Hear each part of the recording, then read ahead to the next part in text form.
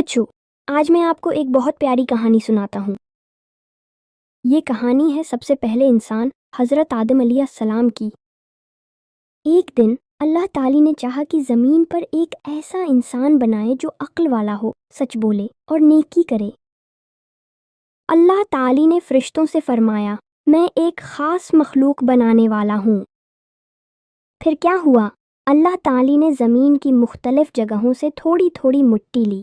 کچھ مٹی نرم تھی، کچھ سرخ، کچھ سفید، کچھ خوشبودار، اور اسے ملایا۔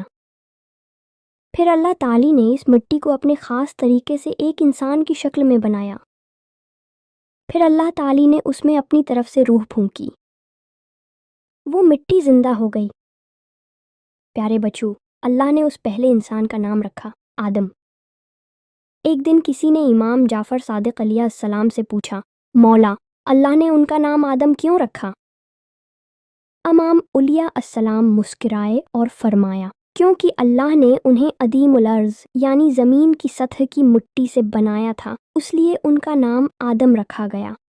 بچوں، سوچو، ہم سب آدم کی اولاد ہیں، یعنی ہماری اصل بھی مٹی ہے۔ اور مٹی کیسی ہوتی ہے؟ نرم، جھکنے والی، سب کو فائدہ دینے والی، کبھی غرور نہیں کرتی۔ تو ہمیں بھی نرم دل، شکر گزار اور دوسروں کی مدد کرنے والے بننا چاہیے۔ سبق: غرور نہیں کرنا چاہیے کیونکہ ہم مٹی سے بنے ہیں۔ نیکی کرنا ہماری پہچان ہے۔ حضرت آدم کی طرح ہمیں بھی اللہ کی بات ماننی چاہیے۔ آخر میں دعا: اے اللہ، ہمیں حضرت آدم کی طرح نیک اور عاجز بنا اور ہمیں ہر دن تیرے قریب لے جا، آمین۔ تو بچوں، کیسی لگی آپ کو آج کی پیاری سی کہانی؟ اگر آپ کو حضرت آدم علیہ السلام کا قصہ اچھا لگا ہو تو ویڈیو کو لائک کرنا مت بھولنا۔